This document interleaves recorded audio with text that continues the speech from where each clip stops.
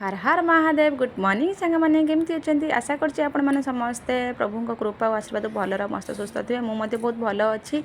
आसीगली आपण मानकर प्रिय चेष्टा भणी गोटे सुंदर मिनी ब्लॉग नहीं आ मो वीडियो जी आपण मानक भल लगुत निश्चित भाव मो चैनल को सब्सक्राइब करदे सांग मैंने जेहेतु सोमवार था तो मंदिर आम जीवु तो मोर सकाळ कम सारी पूजा पाठ सरला तो मंदिर जावाई फुल आ बेलपत्र तोड़ाई आम आसीलु माने बाड़ी मुझी आ देखूँ आबे तो बेलपत्र अभाव ना पूरा ग्रीन ग्रीन गच पूरा फुल बेलपत्र तो बेलपत्र तोड़ी सारापर मुझे पलि किसी फुल तोड़ापी सांग मैंने ये सब आम बाड़ी फुल किसी कांचन फुल तोड़ली ये देखो सांग मैंने यहाँ हूँ तराट फुल आई फुलटा देखापी बहुत सुंदर येलो आउ व्हाइट्रे सांग मैंने सबू किसी प्रभुंर प्रिय फुल भी तोड़ी नेली ये देखो अरख फुल आम घर पाखे गछटा होती अरख फुल तोड़ी नेली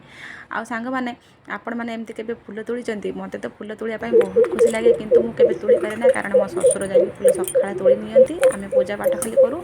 किंतु आज मत से सुजोग मिली बाड़ी में किसी फुल तोड़ापी तो पलि आसली डला तोड़िकी आ फुल तोड़ा मन बहुत खुशी लगता सांग मैंने देखो एमती फुल तोड़ापी क्या भल लगे मत तो बहुत खुशी लगता देखो यहाँ अपराता फुल आ फुल नहीं पलि आसला बाड़ी फटाफट रेडी हो पड़ू मंदिर जावाई आ देखिए आम ये मंदिर जावाई चलू मंदिर को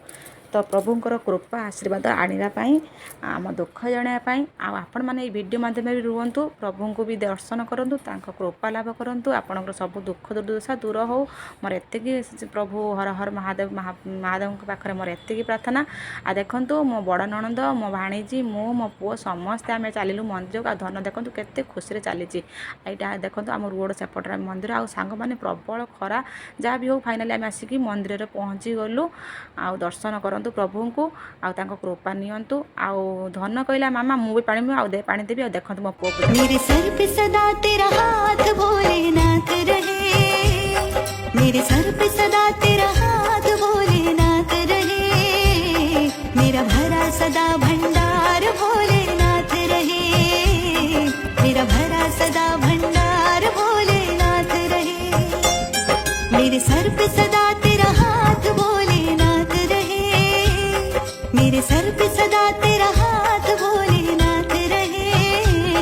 मेरा भरा सदा भंडार भोलेनाथ रहे मेरा भरा सदा भंडार भोलेनाथ रहे ओ भोले शिव शंभो ओ तो सांग मैंने फाइनाली आम पूजापाठ सरला आम पलि आसलु मंदिर पाखक देख मंदिर पाखे गोटे अस्त गछ था तो अस्त गछ पत्र देखी केते खुशी लगे नहीं चल नानी आम पेंकाली बजेबा तो तोलिकी नहीं आसिलु तापर फाइनाली आम आसिक ये पहुँचलु घरे तो घरे आसी पहुँचला बो कहले आंब गछ मूल आंब पड़ी जाओ सब खुंटी आनी आसला बेलू धन तार आगे देखूँ मु आसला बेलू सी तार पूरा डला फुला नहीं आसिक ये आंब पड़ा सब खुंटुची सांग मैंने आंब खुंटीबा गोटे बहुत बड़ मजा ना क्या मजा ना लगे मत तो बहुत खुशी लगे आपण मन खुशी लगे कि ना आ देखो आम बाड़ी आंब यहाँ तो आम तो चारिपाख बाउंड्री उठी कई भितर को पशिबार ना कि कई नबार भी ना तो से आम मन इच्छा आम जिते पारे से आंब तोड़ू किंतु गाँव रे ना सेटा हुए ना कारण गाँव रे जिते आंब से पाचि जाए माने लोक केते चार्टा भोर 4टा रात उठी पड़े माने किए कंट्रेस्ट लगे आगे किए आंब खुंटीते जीव किए केते सकाळ होला पर किए केते आंब पाइছে सेटा देखियो कारण मु सेटा फील करके आइछि माने सेटा मु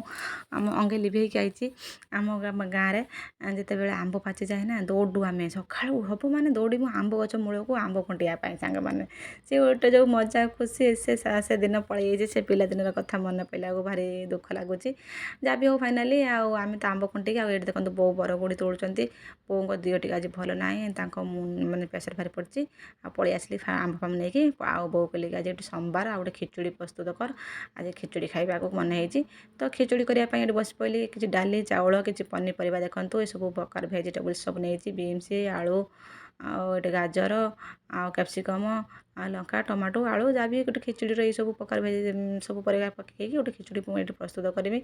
आ देखूँ सांग मैंने जो मैंने सब एमती परिवा पत्र न खाऊे ना एमती पूरा छोट छोट करके घसी बीट गाजर तो जब छुआ मैंने न खाऊे ना घसार घसी नहीं पकईदेवे से खिचुड़ी पूरा मेल्ट हो तो जानीपर छुआ खाई ने से आम घरे मो भणजा आ बाणीजी ना बीट गाजर खाइबेनि आ हाँ ये कखारू भी खाइबेनि से मु पूरा छोट छोट करी पूरा जमीती कि खिचुड़ी मिक्स हो जानीपर खाईदेवे आउ देखो मु कौभा प्रस्तुत करुँची मुझे आपण मानक रेसिपी सेयार करना सांग मैंने बस जस्ट टिके आपण मानक देखी देती मोर यहाँ लंच बनाऊँ यहाँ लंच रे खायापाई आमर खिचुड़ी आज सोमवार आउ ଆପଣମାନେ ଯଦି ରେସିପି ଦରକାର ମୋତେ କମେଣ୍ଟରେ କହିବେ, ମୁଁ ନିଶ୍ଚିତ ଭାବରେ ଆପଣମାନଙ୍କୁ ମୁଁ ଖିଚୁଡ଼ିର ସେୟାର କରିବି ରେସିପି।